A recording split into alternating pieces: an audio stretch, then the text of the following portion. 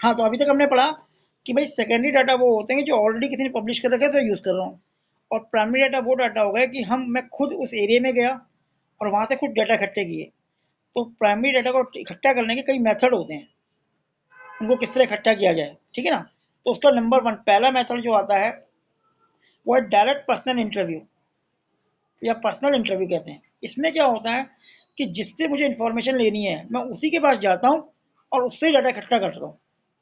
जैसे मुझे एक पर्टिकुलर शहर की इन्फॉर्मेशन लेनी है कि यहाँ पे किसी फैमिली में लोग खाने में क्या पसंद करते हैं, वेज खाते हैं नॉन वेज खाते हैं, तो मैं क्या किया, मैं घर घर गया और घर घर में जितने मेम्बर उनके नाम लिखे, उनकी एज लिखी, उनकी फूड हैबिट लिखी कि वो क्या खाना पसंद करते हैं। तो उसे कहते हैं डायरेक्ट पर्सनल इंटरव्यू इन्वेस्टिगेशन, कि जिससे आपको इन्फॉर्मेशन लेनी है आप उसी से जाके इन्फॉर्मेशन कलेक्ट कर रहे हो।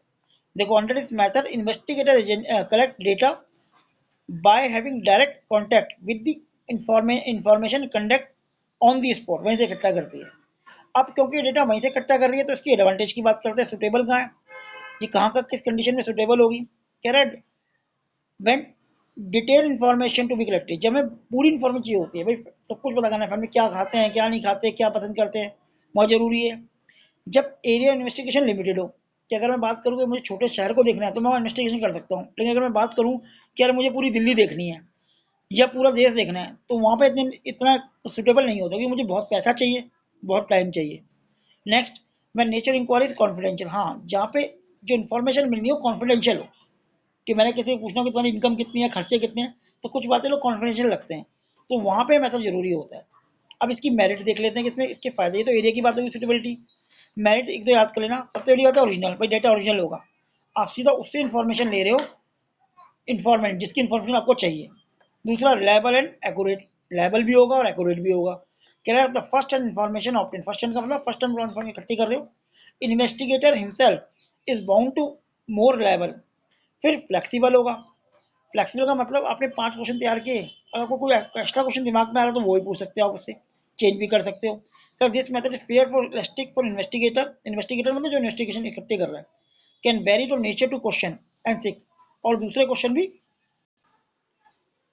आप देखो उसकी डीमेरिट क्या होती है, demerit of direct personal investigation. सबसे पहला पॉइंट, नॉट सुटेबल और वाइड एरिया, पहली बात है बड़े एरिया के लिए सुटेबल है ही नहीं, अगर एरिया बड़ा होगा तो आप घर घर जाकर इन्फॉर्मेशन कैसे इकट्ठे करोगे, बहुत टाइम लगेगा, बहुत पैसा लगेगा, ठीक है ना।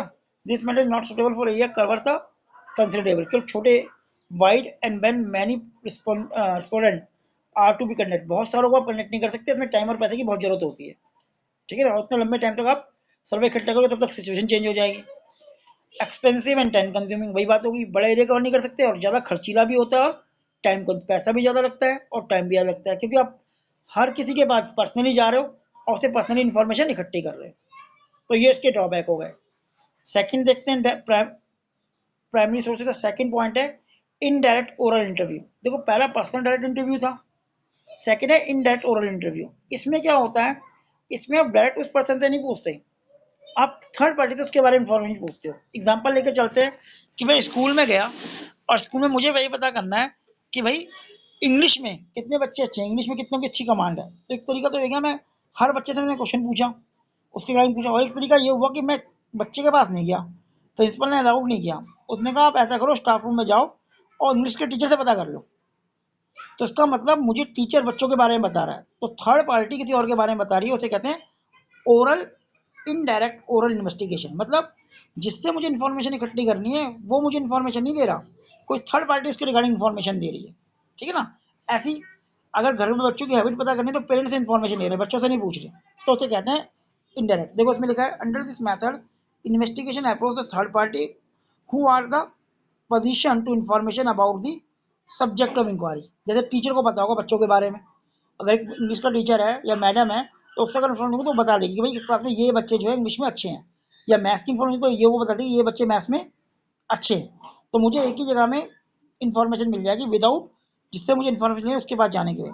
अब देखो उसकी सुटेबिलिटी क्या होती है, कहाँ पे सुटेबल है, खुद ही आपको पता लग जाएगा। पहली बात क्या होगी, कह रहा है when the concern information is unable to give information due to their ignorance they are not prepare for part of the information. मतलब माना मुझे जिससे इन्फॉर्मेशन लेनी है वो इस कंडीशन में नहीं कि इन्फॉर्म दे सके, जैसे छोटे बच्चे हैं, अगर उन्हें खाने की हैबिट पता करनी है तो मैं उनसे नहीं पता करूँगा, उनके पेरेंट्स से पता करूँगा।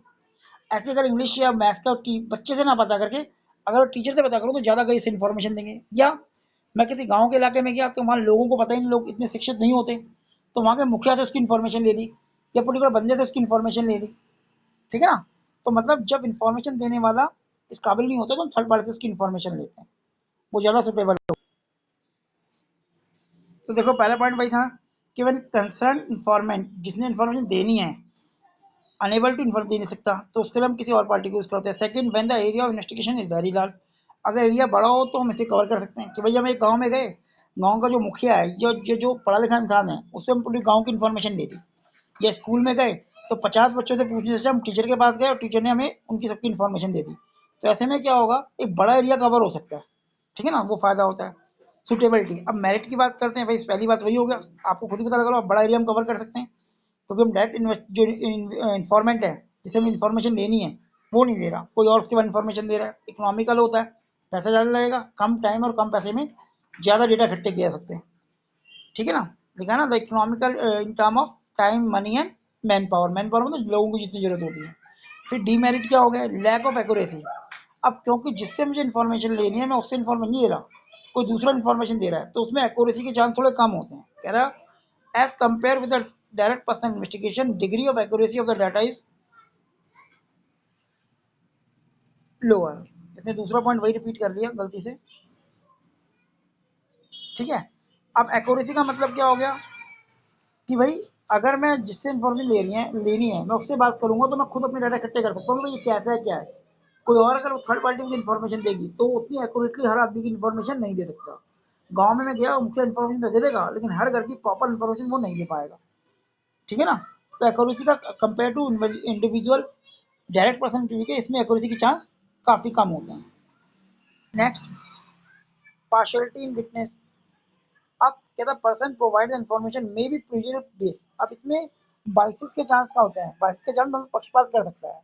मैं स्कूल में गया, मैंने टीचर से पूछा कि बताओ जी इंग्लिश में कौन अच्छा है, मैं उसको प्राइज डिस्ट्रीब्यूट करूंगा या मैं उसे स्कॉलरशिप दूंगा। तो मे बी टीचर ऐसा कर सकता है कि जो उसके स्टूडेंट अच्छे लगते हो उसे उनका नाम रिकमेंड कर दें, और जो स्टूडेंट इंग्लिश में अच्छा हो लेकिन उससे कुछ मिसबिहेव करता हो या वो उससे पसंद ना करती हो मैडम, वो उसके नाम ना दे। ऐसा हो सकता है, पर्सनल वाइज उसे कहते हैं कि भाई मैं क्या स्कूल में, मैंने कहा स्कॉलरशिप, मैं कोचिंग सेंटर खोल रहा हूँ, जिस बच्चे के अच्छे नंबर, जो आपको लगता है बच्चा इंटेलिजेंट है, उसके नंबर दो, मैं उन्हें आगे फीस में पढ़ाऊंगा। अब टीचर क्या करेगा, टीचर जो उसके अच्छे स्टूडेंट होंगे, जो मतलब जिनको वो टीचर पसंद करता होगा उनके नाम दे देगा, और जो बच्चे क्लास में सवाल करते होंगे चाहे कितने भी इंटेलिजेंट हो वो उनके नाम ना नहीं देगा। ऐसे पक्षपात के चांस बढ़ जाते हैं। तो ये भी इसका बहुत बड़ा ड्रॉबैक होता है। ऐसे ही गाँव में अगर हम गए तो वो जो इन्फॉर्मेशन उसने देनी है, अगर मैं गाँव में कहता हूँ कि भाई मैं जो गरीब किसान है उनको पैसा दूंगा, तो डाटा इकट्ठा करूँ, तो हो सकता है उन लोगों के नाम दे दे जो मुखिया को पसंद हो। तो इसमें पक्षपात के चांस ज़्यादा होते हैं।